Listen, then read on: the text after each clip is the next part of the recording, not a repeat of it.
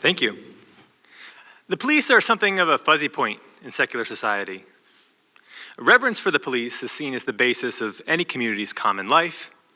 At the same time, the police exemplify brazen patterns of deceit and domination. I've been investigating how cultural memory and imagination around the police are formed, developed, and transmitted, focusing at the intersection of law and religion. My thesis is that a critical focus on police power is a crucial part of any larger project of diagnosing social maladies, and that this focus requires a fundamental challenge to that power.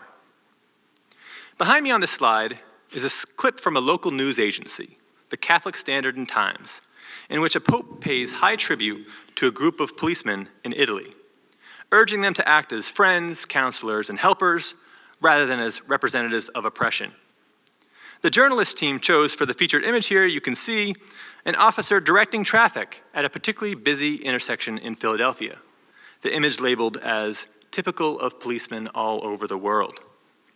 In his talk here, Pius describes police work as on behalf of the common welfare, encouraging them to be good members of their community and not bad, stressing the importance in what he calls the dignity of their office. He stresses that police have been given, within certain limits, the power to watch carefully, to advise, to rebuke, and even to impose fines. Many of these instructions seem generalizable to a wider population. If we look at the bottom left, we see the police officer's prayer to St. Michael, heaven's glorious commissioner of police, praising the achievement of his having neatly and successfully cleared God's premises of all its undesirables. What was happening with the police in Philadelphia around this time? A contemporary piece in the Journal of Urban History coined the term dirty work to describe how police in Philadelphia were organizing against accountability, then in the form of a mostly toothless civilian review board, and developing the power of their own union in concert with ecclesial authorities. Earlier in that decade, a new city charter promised a new era of reform.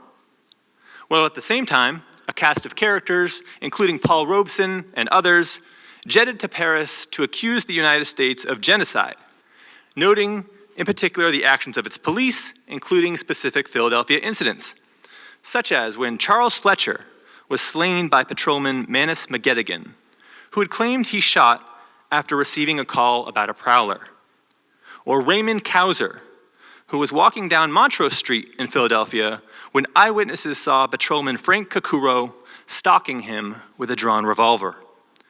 Kakuro fired, Kauser staggered, wounded. The patrolman fired 3 more shots.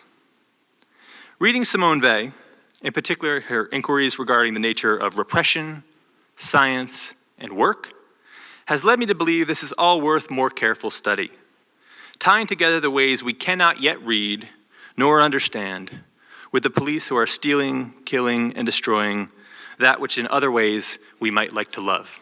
Thank you.